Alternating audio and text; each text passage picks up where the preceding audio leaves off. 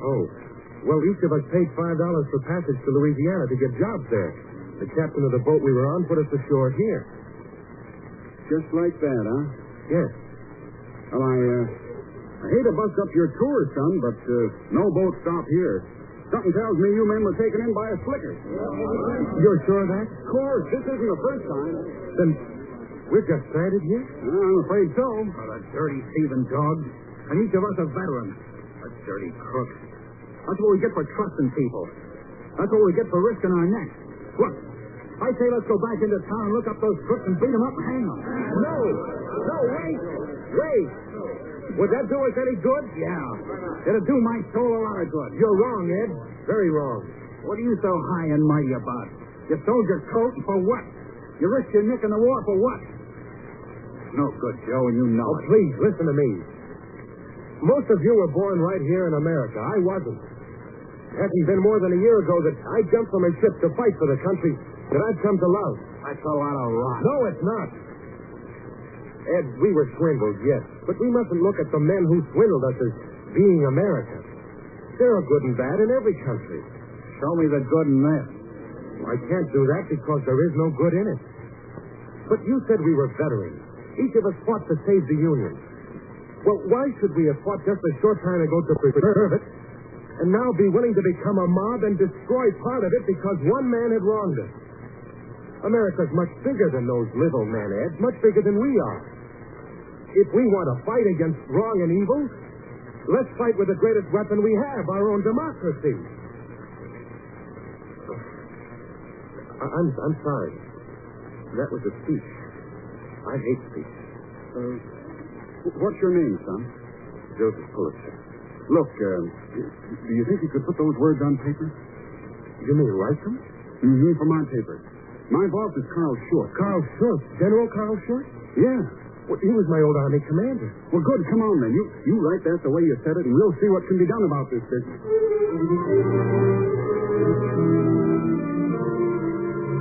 This is good, Pulitzer. Very good. And you'll do something about the swindle, Mr. Short? And more. I'll give you a job right now.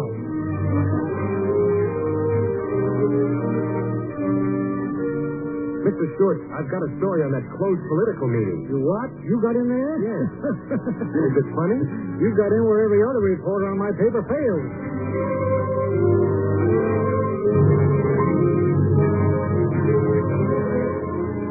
Well, Joe Pulitzer, Demon Reporter, the boy wonder.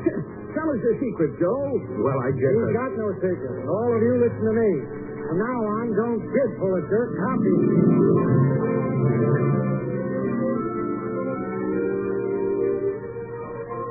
Young man. Hmm? You. Oh, I beg your pardon, ma'am. I didn't know you were talking to me. Well, I am. Must you eat that apple in the library? Oh, I'm sorry. Was it disturbing you? I've never heard a noise.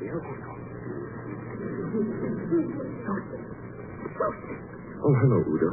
Joseph, you are my dear friend, yes? I am your dear friend. You are my dear friend. Then I beg you, stop eating apples in the library where I am in charge. Oh, you want me to take my apples to another one? Please, don't joke. Do you want me to lose my job? Of course not, Udo. I'll stop. Oh, it's one more thing.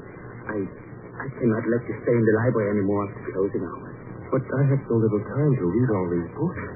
In the morning, I have to rush my breakfast, sometimes even forget my coffee to keep you from freezing to death on the steps outside.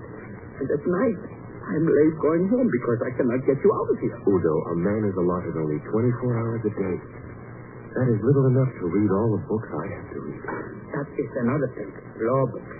Why should a promising journalist like you read law books? Udo, if I wanted to become a doctor, what would I read? Doctor books? But I read law books. Therefore, I want to become a lawyer. You are crazy. With a career such as you have in store in the newspaper business, you want to give it up for law. That's right. It will take such a long time. Wasted time. I don't think so, Udo. You are crazy. You should not do it. You should... Udo, listen to me a moment. Why? Why should I listen to foolishness? It's not foolish. You see, America has given me the opportunity to become what I want to be. So, I'm going to study law and earn my way by being a journalist until I am a lawyer. No. Where else in the world could I study for one thing while earning my living at another? Only in America, Udo. Only in America.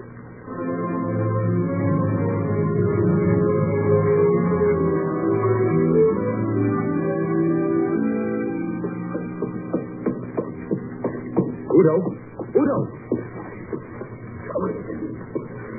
I must do all this, wake these people up. Where can we talk? Talk? Come behind the section on civic government. No one ever uses those books. I thought you were in Washington, Joseph. I'm back. I know. So does everyone else in here. It's wonderful, Udo. Wonderful. She's wonderful. Her name is Kate Davis. She's the most charming. Udo, there aren't enough books in this library to describe her, to do her credit. If you had read something beside law books, you would know. Udo, I'm going to get married. Yes. Good. Now I will be able to close the library once in a while. You don't seem enthusiastic about it. But I am, Joseph. I hope you will be very happy. It would be impossible to be otherwise. With her. I'm glad for you. We're going to Europe on our honeymoon. And when we come back, I'm going to become a lawyer. That again, Joseph. I will talk to her. I will tell her to keep you from doing You can try, but my mind's made up. But I don't want to talk about that. I want to talk about her, about Kate. Wait till you see her. You'll fall in love with her too, Udo.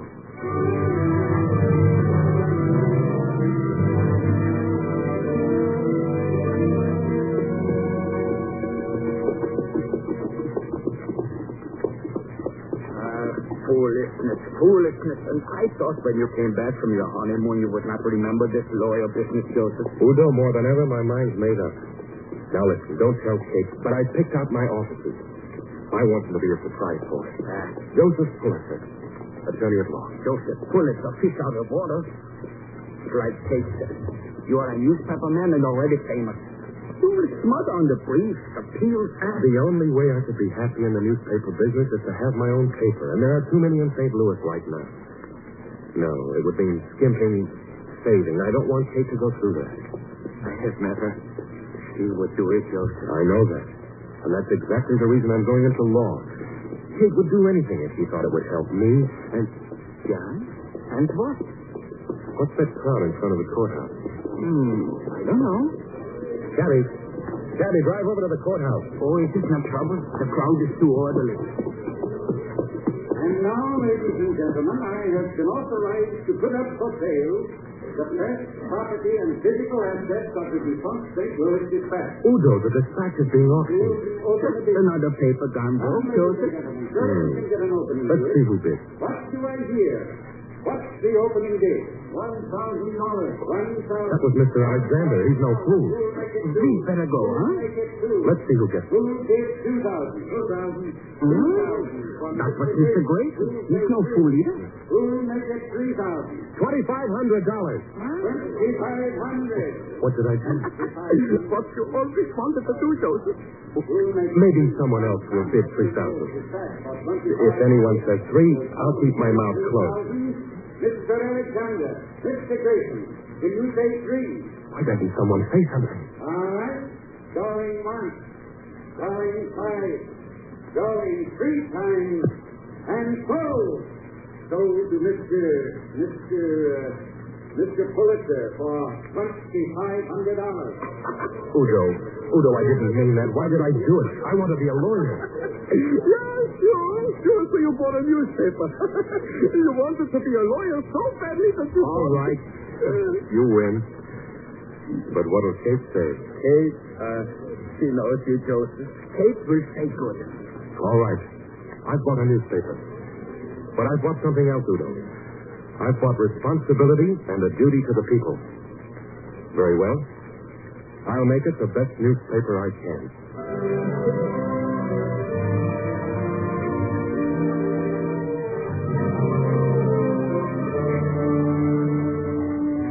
Having purchased the St. Louis Dispatch at an auction and merged with the Post, another St. Louis newspaper, Joseph Pulitzer determined to make his paper the finest possible.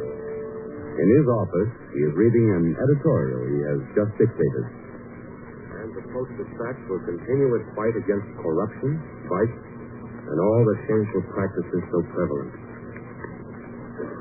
That sound all right, John? A little strong, J.B. See, before the merger, the post office... This is the Post-Dispatch now, John. Yes, but the people you write these editorials about are... Well, they won't take it lying down. The people depend upon the freedom of the press. It's part and parcel of our democracy. When a newspaper fails to do its duty, when it fails to use its freedom, it may as well go out of business. Well, what time is it, John? Almost midnight. Midnight? Mm-hmm. Kate will be worried I didn't know it was that late. Where's my hat? Right here. Thanks. And don't set that editorial up yet. I may want to add more to it. Good night. Good night, J.T.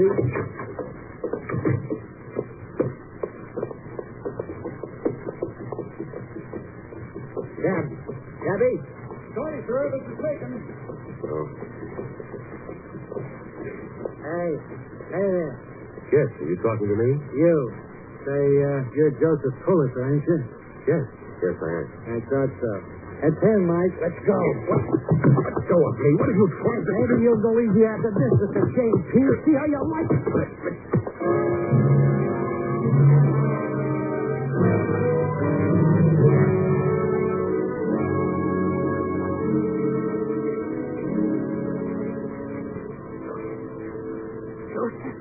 Oh, Udo.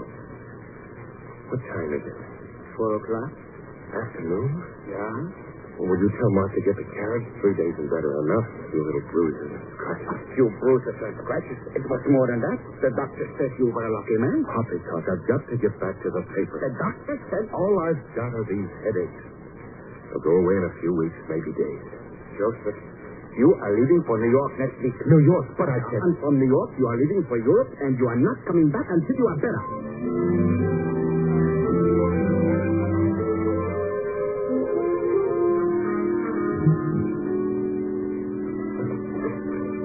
Udo?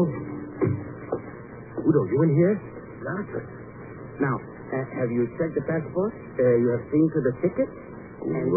Well, yes. Why do you say it like that?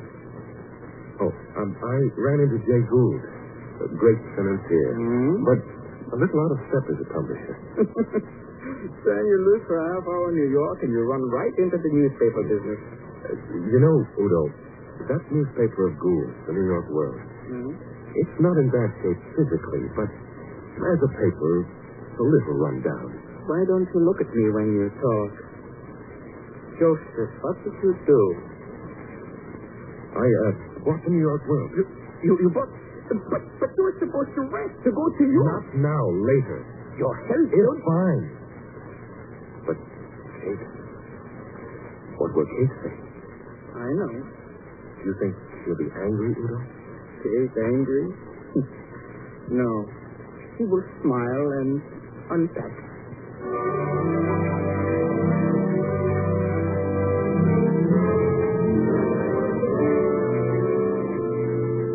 John!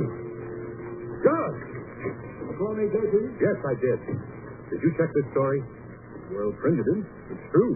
Then it's a shame. A crying, miserable shame. Well, J.T., A Statue of Liberty lying in the marshes of France, John.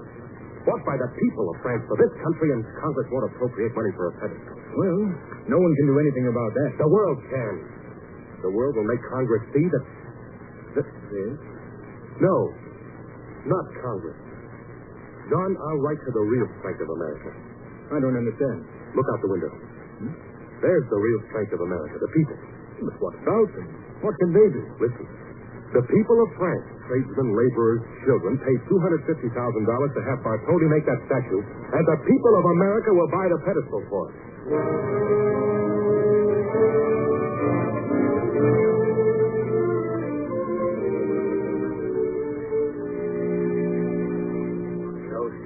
You have been driving yourself night and day, writing editorials, reading letters from contributors, answering them. It's got to be done. Yeah. But Kate is worried. Very worried. This'll all be over in a little while. Why don't you let someone else do it? Someone else? Wait. Miss Stevens? Miss Stevens? Yes, sir? Bring those letters in, please. Right away, Mr. Pearson. You'll see why I can't let someone else do it, Udo. But you're not well, Joseph. I'm just The tired. letters, Mr. Pearson. Thank you. But don't go, Miss Stevens. Sit down.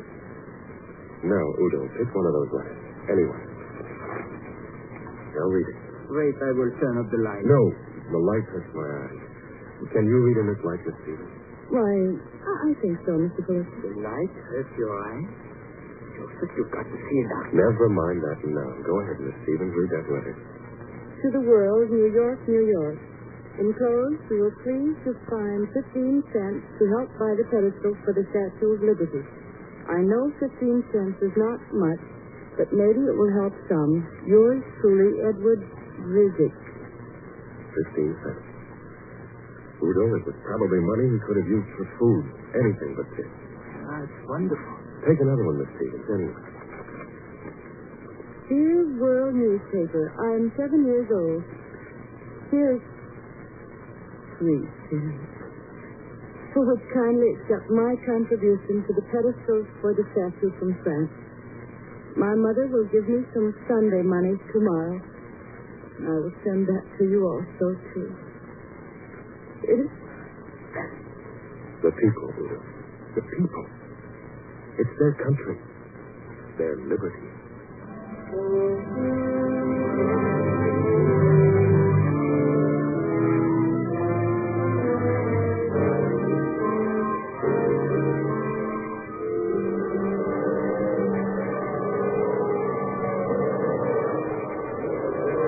Wonderful, Joseph. Wonderful. The Statue of Liberty. Congratulations, J.B.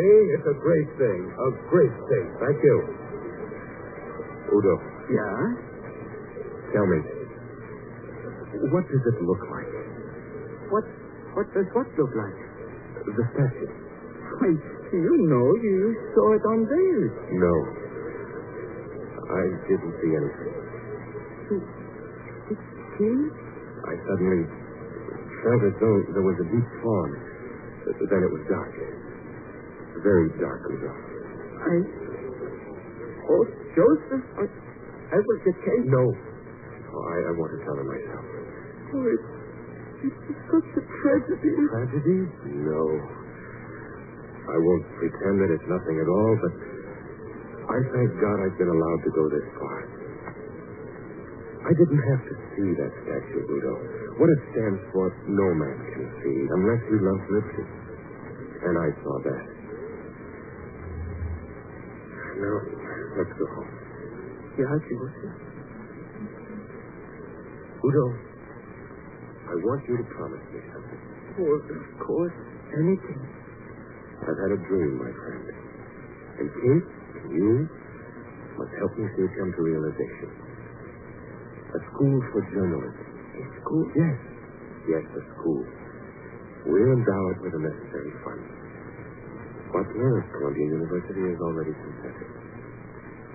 We'll have traveling scholarships for young students. And Udo will have a special gold medal award for outstanding contributions to the American press. What do you think of that? Oh, it's splendid, Joseph. And there'll be other prizes. Drama, music, cash prizes. But for the press, to inspire the men who will write the news, there must be that special award. Oh, Udo. There's so much to do. So much to do. And oh, my friend, Joseph. Yes, none of that. Come on, Udo. Let's go. I've got lots of work to do.